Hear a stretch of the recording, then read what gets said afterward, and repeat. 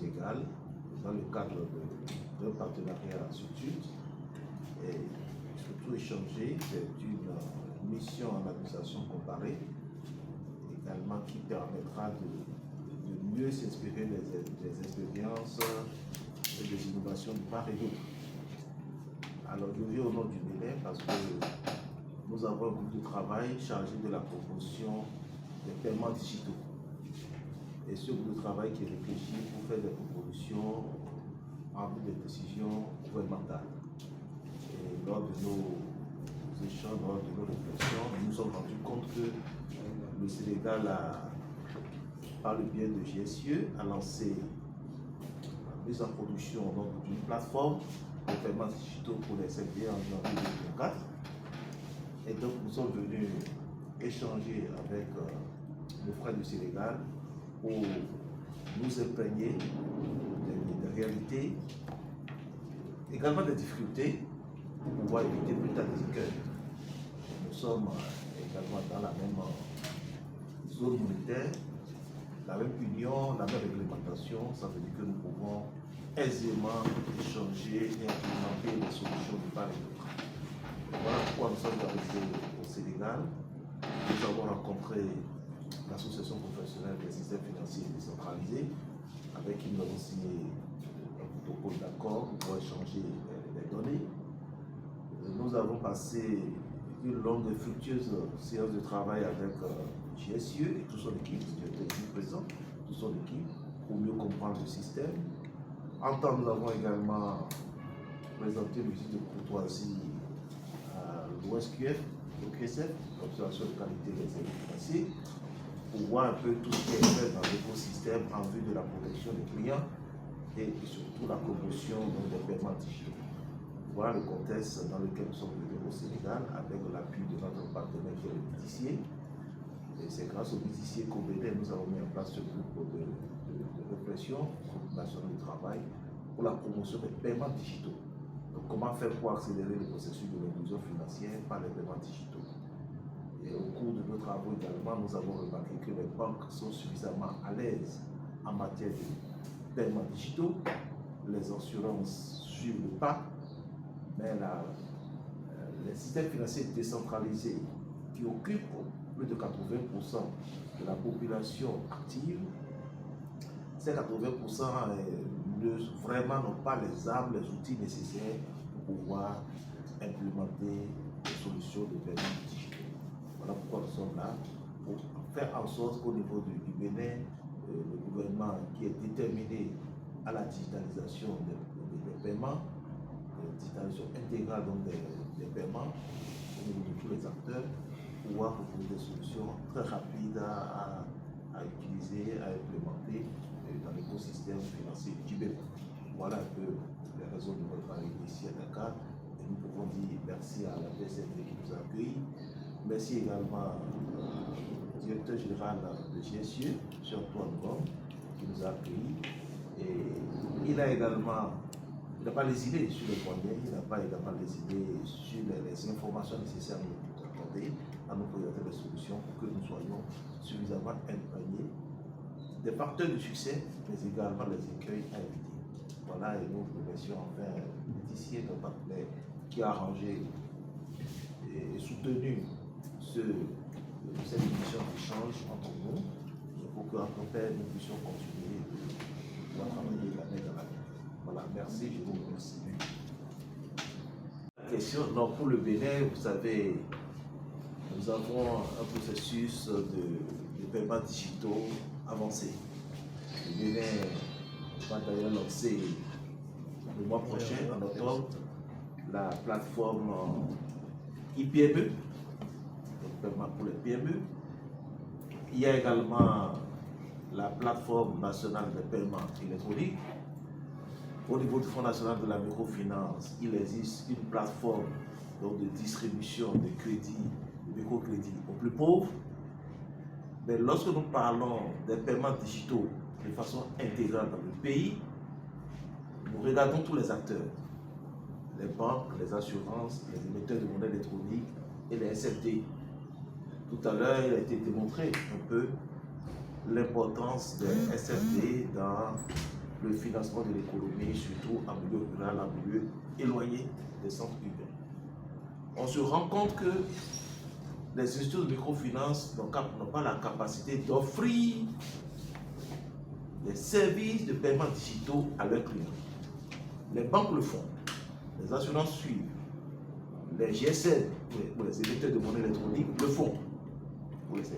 Mais les institutions de microfinance n'ont pas la possibilité d'offrir les mêmes services de paiement digitaux à leurs clients. Raison pour laquelle le gouvernement a pris le devant en étant catalyseur pour offrir alors à cette frange d'acteurs, donc les institutions de microfinance du Bénin, leur offrir les outils nécessaires pour que ces institutions puissent présenter ces services de paiement digitaux. Ainsi, nous aurons atteint l'ensemble des acteurs qui interviennent dans les paiements digitaux. Voilà pourquoi nous nous préoccupons aujourd'hui des institutions de microfinance.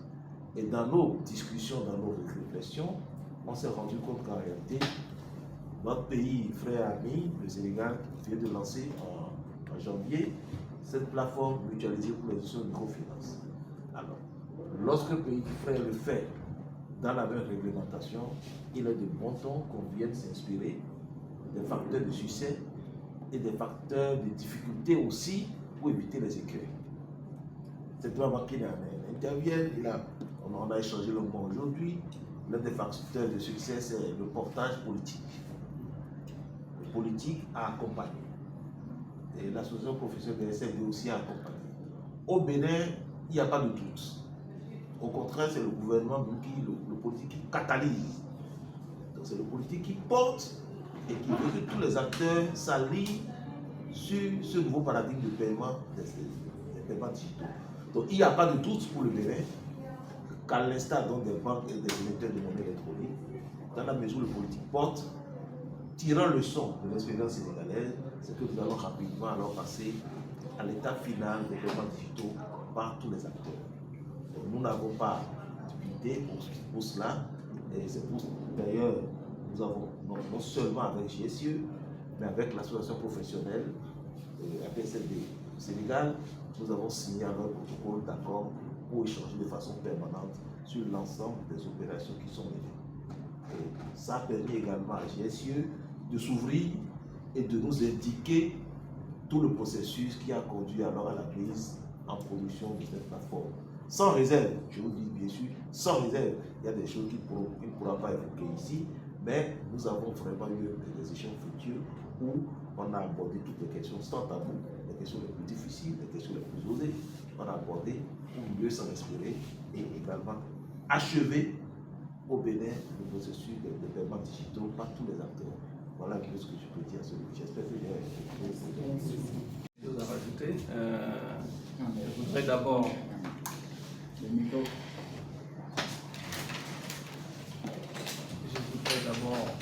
remercier très sincèrement le chef de délégation, le directeur général de l'Agence nationale de surveillance des SFD, ici présent, ainsi que toute sa délégation.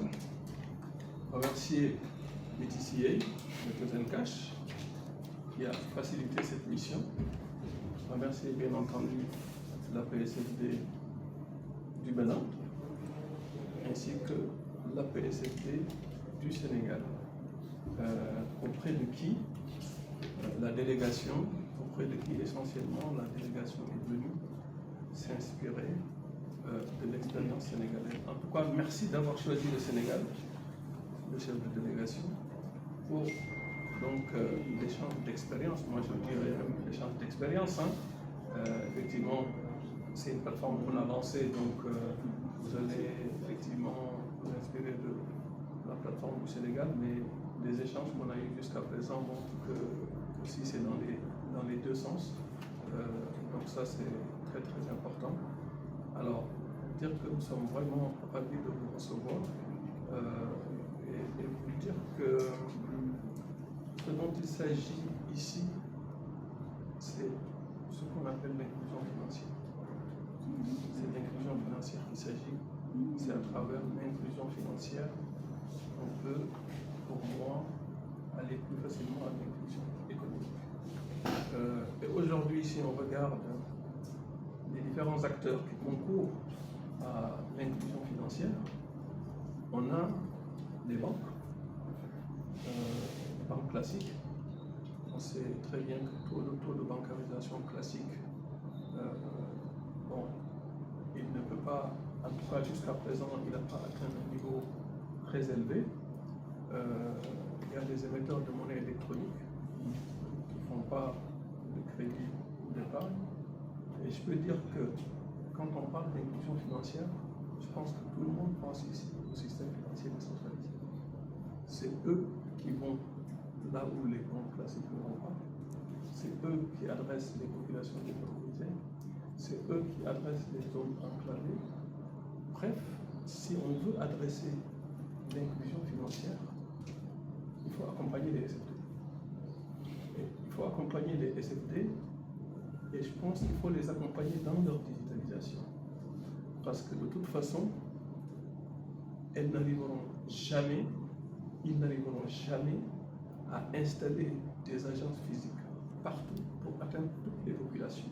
La seule façon, la seule manière pour les systèmes financiers décentralisés d'atteindre le maximum de la population, donc d'accélérer l'inclusion financière, c'est de se digitaliser. Je dirais même mieux, non seulement il faut se digitaliser pour accélérer la transformation, accélérer en fait l'inclusion financière, mais ne pas se digitaliser peut amener à la perte des SFD. Donc c'est fondamental. Alors, donc c'est ce constat qu'on a fait pour dire on va trouver une solution ensemble avec nos partenaires, l'État, la PSFD, on va trouver une solution ensemble pour adresser cette digitalisation des SFD, qui jusqu'à présent est un maillon faible au niveau des SFD. Pourquoi c'est un maillon faible? Parce que digitaliser, c'est une opération structurante. Digitaliser nos SFD, c'est une opération structurante pour un SFD. Et ça pose des défis énormes. Des défis énormes auxquels le SFD doit faire face. Ça pose des défis techniques, des défis financiers, des défis organisationnels, des défis de conduite du changement, des défis de sécurité, des défis réglementaires en matière de compliance. Ça pose énormément de défis. Et un SFD, une institution de microfinance toute seule, en tout cas la majorité prises toutes seules, ne sont pas en mesure de mener un projet structurant de digitalisation. Donc ça, c'est le constat qu'on fait. Et les défis qui se posent au système financier décentralisé. Et pourtant, on sait qu'il faut y aller. Et donc, on a conçu une solution ensemble. Cette solution, c'est de dire, on met en place une plateforme de digitalisation mutualisée. Parce qu'on sait qu'un SFD pris individuellement ne peut pas mener un projet de digitalisation. Vous avez des SFD, c'est vrai, 1 million de clients, 500 000, etc. Mais il y a des SFD qui ont 2 000 clients, 3 000 clients, qui sont en zone rurale. Ces SFD-là ne peuvent pas mener un projet de digitalisation. La réponse que nous pouvons donner, c'est que le Sénégal est le seul élève à l'avoir fait. Donc, par rapport à cela, il est un bon élève.